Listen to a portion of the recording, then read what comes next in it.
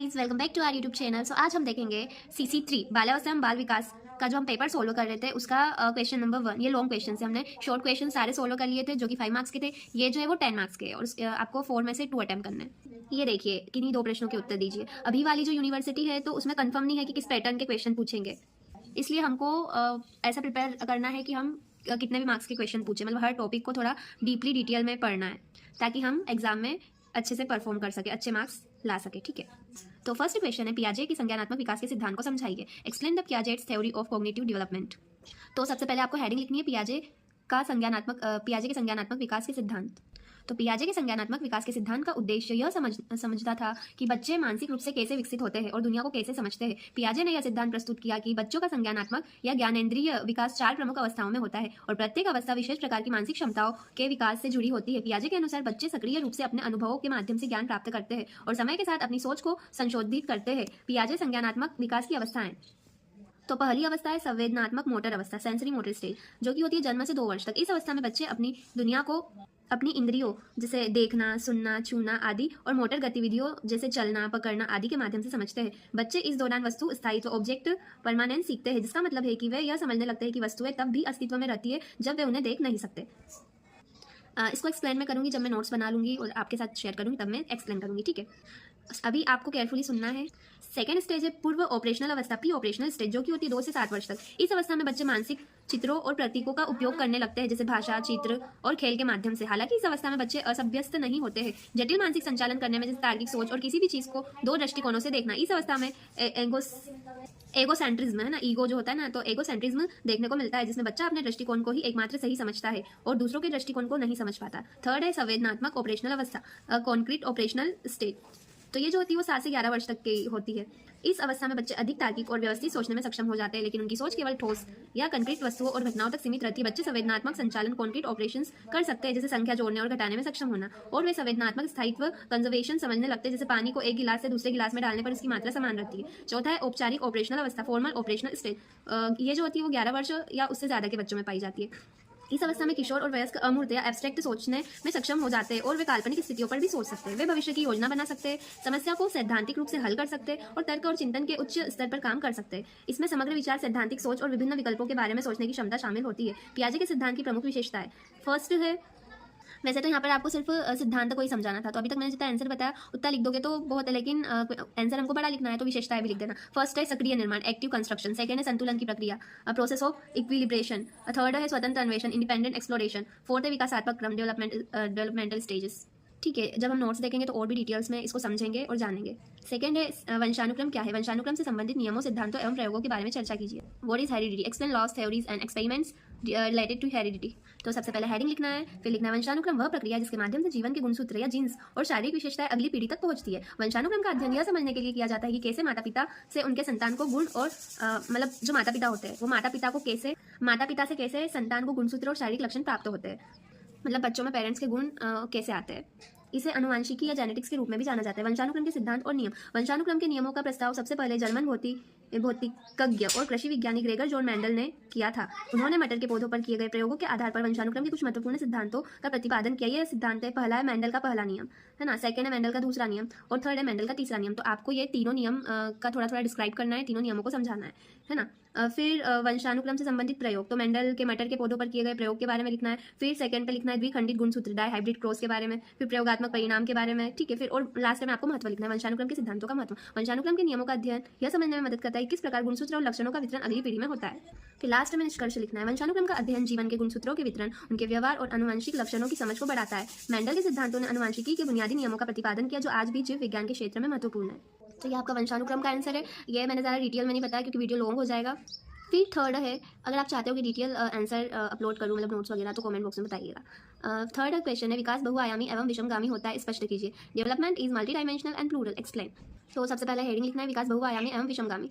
तो विकास बहुआयामी एवं विषमगामी का अर्थ है कि विकास एक ऐसी प्रक्रिया है जो विभिन्न आयामों, बहु यानी कई सारे, विभिन्न आयामी यानी आयामों जो विभिन्न आयामों और पहलुओं में होता है और ये हर व्यक्ति, समाज या क्षेत्र में समान रूप से नहीं होता। इसे स्पष्ट करने के लिए हम इसे दो भागों में समझ सकते हैं। तो पहला है विकास बहुआयामी, मल्टी डायमेंशनल डेवलपमेंट। विकास का यह पहलू यह दर्शाता है कि विकास केवल एक ही आयाम जैसे आर्थिक में नहीं होता, बल्कि यह कई आयामों में होता है। उदाहरण के लिए आर्थिक विकास, इसमें उत्पादन, उपभोक्ता वस्तुओं की उपलब्धता और राष्ट्रीय आय की वृद्धि शामिल होती है। सामाजिक विकास, इसमें समाज में समानता, न्याय, सामाजिक सुरक्षा को बढ़ावा देना शामिल होता है। शारीरिक विकास, शरीर की वृद्धि, स्वास्थ्य सेवाओं में सुधार और जीवन प्रत्याशा का बढ़ना। मानसिक विकास, राजनीतिक विकास। इस प्रकार विकास केवल एक आयाम से नहीं होता, बल्कि ये सभी आयाम आपस में जुड़कर समग्र विकास को प्रभावित करते हैं। फिर सेकेंड होता है विकास विषमगामी, है ना। विकास बहुआयामी पहले हेडिंग लिख के डिस्क्राइब कर देना, फिर विकास विषमगामी, है ना। एसिमेट्रिक डेवलपमेंट, विकास का यह पहलू यह दर्शाता है कि विकास समान रूप से हर स्थान, समाज या व्यक्ति में नहीं होता। विभिन्न क्षेत्रों, देशों, जातियों और वर्गों के बीच विकास में भिन्नताएं होती है। उदाहरण के लिए अर्थव्यवस्था में असमानता, कुछ देशों और क्षेत्रों में तीव्र आर्थिक विकास हो सकता है, जबकि अन्य में विकास धीमा या अवरुद्ध हो सकता है। शिक्षा में विषमता, शिक्षा की गुणवत्ता और पहुंच में बहुत अंतर हो सकता है, जैसे शहरी और ग्रामीण क्षेत्रों में शिक्षा के अवसरों में अंतर है। स्वास्थ्य सेवाओं में असमानता, कुछ स्थानों पर बेहतर स्वास्थ्य सेवाएं उपलब्ध होती है, जबकि अन्य स्थानों में बुनियादी स्वास्थ्य सुविधाएं भी नहीं होती, है ना। जैसे गाँव में झोला छाप डॉक्टर्स होते हैं, कुछ बीमारियों के इलाज के लिए, नॉर्मली भी इंसान की तबीयत खराब होती है तो उसको शहर में जाना पड़ता है अपने इलाज के लिए। फिर सामाजिक असमानता है, समाज में विभिन्न वर्गों जैसे उच्च वर्ग और निम्न जातियों, अमीर और गरीब के बीच असमानताएं हो सकती है, जो उनके जीवन स्तर और विकास की गति को प्रभावित करती है। फिर आप इसके निष्कर्ष में लिख सकते हैं विकास बहुआयामी और विषमगामी होता है, क्योंकि विभिन्न पहलुओं और क्षेत्रों में होते हुए भी विभिन्न समुदायों और व्यक्तियों में असमान रूप से होता है। ठीक है, फिर फोर्थ क्वेश्चन है किशोरावस्था से आप क्या समझते हो? दलित घरों में विकसित होते बालकों की विशेषताओं की व्याख्या कीजिए। What do you mean by adolescence? Discuss characteristics of growing up in Dalit household. सबसे पहले हेडिंग लिख देना किशोरावस्था। तो किशोरावस्था एक विकासात्मक चरण है जो बचपन और वयस्कता के बीच की अवस्था को दर्शाता है। यह आमतौर पर 12 से 18 वर्ष की आयु के बीच होता है। हालांकि यह आयु कुछ हद तक बदल सकती है। इस समय शरीर जो है वो मानसिकता और भावनाओं में बहुत बदलाव होता है। शरीर में बदलाव होता है ना, मानसिकता में और भावनाओं में बहुत बदलाव होता है। किशोरावस्था में शारीरिक, मानसिक और सामाजिक विकास की महत्वपूर्ण प्रक्रिया होती है। यह समय स्वतंत्रता की भावना, आत्मसमझ और अपनी पहचान की खोज का होता है। किशोर अपनी आदतें, विचार और जीवन के प्रति दृष्टिकोण में बदलाव महसूस करता है। सबसे पहले शारीरिक विकास होता है। किशोरावस्था में शरीर के हार्मोन्स में बदलाव आता है, जो शारीरिक रूप से परिपक्वता की ओर इशारा करते हैं, है ना। बालों का उगना, कद में वृद्धि और जननांगों का विकास इसका हिस्सा होता है। फिर सेकंड, मानसिक और बौद्धिक विकास। इस अवस्था में किशोरों का मस्तिष्क तेजी से विकास करता है। उनका सोचना, समझना और निर्णय लेने की क्षमता में वृद्धि होती है। वे समाज के विभिन्न पहलुओं पर विचार करते हैं और अपनी सोच में गहराई लाते हैं। थर्ड है भावनात्मक विकास। किशोरावस्था में भावनाएं अधिक तीव्र होती है। चौथा है सामाजिक विकास। किशोर सामाजिक पहचान बनाने की प्रक्रिया में होते हैं। वे अपनी पहचान को स्थापित करने के लिए समाज के विभिन्न समूह से जुड़ते हैं और नए अनुभव प्राप्त करते हैं। किशोरावस्था में मानसिक रूप से परिपक्वता की ओर बढ़ने के बावजूद किशोरों के निर्णय कभी कभी उत्तेजक और अविचारपूर्ण हो सकते हैं, क्योंकि वे अपने कार्यों और विचारों का पूरी तरह से विश्लेषण करने में सक्षम नहीं होते। इस समय मार्गदर्शन और समर्थन की आवश्यकता होती है। फिर हेडिंग लिखना है दलित घरों में विकसित होते बालकों की विशेषताएं। तो पहले तो थोड़ी सी थ्योरी लिख देना। दलित वर्ग के बच्चों का विकास एक विशेष सामाजिक और सांस्कृतिक संदर्भ में होता है। दलित समुदाय हिस्टोरिकली समाज में वंचित और उत्पीड़ित रहा है। यह वर्ग विभिन्न सामाजिक, आर्थिक और शैक्षिक बाधाओं का सामना करता है, जो इन बच्चों के विकास को प्रभावित करती है। फर्स्ट हेडिंग लिखना सामाजिक असमानता है। दलित बच्चों को समाज में भेदभाव और शोषण का सामना करना पड़ता है, जो उनके आत्मसम्मान और मानसिक विकास पर प्रभाव डालता है। ये बच्चे अक्सर उन परिवारों में पले बड़े होते हैं जहाँ आर्थिक संसाधन सीमित होते हैं और शैक्षिक अवसर भी कम होते हैं। फिर सेकंड पॉइंट है शिक्षा और अवसरों की कमी। दलित बच्चों के लिए शिक्षा का स्तर और अवसर सामान्यतः कम होते हैं। उनके पास उच्च गुणवत्ता वाली शिक्षा तक पहुंच सीमित होती है। सरकारी स्कूलों में साधन और सुविधाओं की कमी होती है, जिससे उनका शैक्षिक विकास प्रभावित होता है। थर्ड है संघर्ष और प्रेरणा। हालांकि इन बच्चों को भेदभाव और उत्पीड़न का सामना करना पड़ता है, लेकिन कई बार ये संघर्ष उन्हें साहस और प्रेरणा प्रदान करता है। दलित परिवारों के बच्चे समाज में समानता की ओर बढ़ने के लिए अपने प्रयासों में कड़ी मेहनत करते हुए अपने विकास के लिए शिक्षा, सकारात्मक मानसिकता और सामूहिक संघर्ष का सहारा लेते हैं। ठीक है, कई बार हम न्यूज़ में सुनते हैं कि रिक्शे वाले की बेटी गवर्नमेंट ऑफिसर बन गई। तो इस टाइप से कई सारे स्टूडेंट्स जो होते हैं वो अपनी आर्थिक स्थिति को ठीक करने के लिए, भले ही वो कैसी भी कंडीशंस में हो, बट वो उन कंडीशंस से बाहर निकलते हैं। ऐसा है जिनके पास सब कुछ होता है वो भी करते हैं कुछ ना कुछ, तो बट ज़्यादा कुछ अचीव कर नहीं पाते। लेकिन जिनके पास कुछ नहीं होता है उनके पास अचीव करने के लिए बहुत कुछ होता है। उनकी स्थिति जो होती है वो उनके लिए मोटिवेशन होती है कि हाँ, मुझे अपनी स्थिति को बदलना है ना। जो भी स्थिति में वो पसंद नहीं है, समटाइम्स हम कुछ खरीदने जाते हैं तो पहले प्राइस का टैग देखते हैं, तो फिर ज़्यादा एक्सपेंसिव होता है तो खरीद नहीं पाते। तो फिर कभी कभी ऐसा लगता है कि नहीं यार, अब इतना खुद को आगे बढ़ाना है, इतना अपनी फाइनेंशियल कंडीशन में चेंज करना है कि हम बिना प्राइस टैग देखे वो चीज़ खरीद सके, है ना।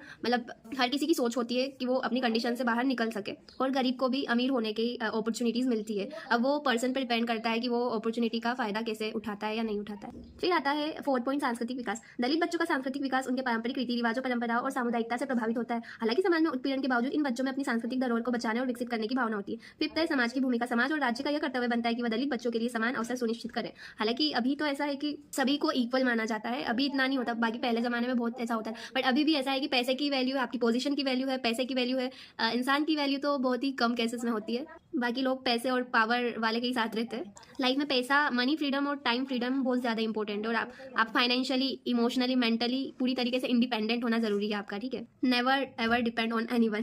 फिर आता है कंक्लूजन। किशोरावस्था और दलित बच्चों के विकास को समझते हुए यह कहा जा सकता है कि यह दोनों ही संदर्भ में महत्वपूर्ण विकासात्मक बदलाव आते हैं। किशोरावस्था में व्यक्ति अपने शारीरिक, मानसिक और सामाजिक विकास के दौर से गुजरता है, जबकि दलित बच्चों का विकास सामाजिक, शैक्षिक और आर्थिक असमानताओं से प्रभावित होता है। समाज को चाहिए कि वह इन बच्चों को समान अवसर प्रदान करें ताकि वे अपने जीवन में सफलता प्राप्त कर सके और समाज में समानता का अनुभव कर सके। सो गाइस, ये थे हमारे लॉन्ग आंसर टाइप क्वेश्चंस के आंसर। आई थिंक आपको समझ में आ गया होगा किस तरीके से पॉइंट वाइज लिखना है। अब मिलते हैं हम नेक्स्ट वीडियो में। So thanks for watching my video. Do like, subscribe and share.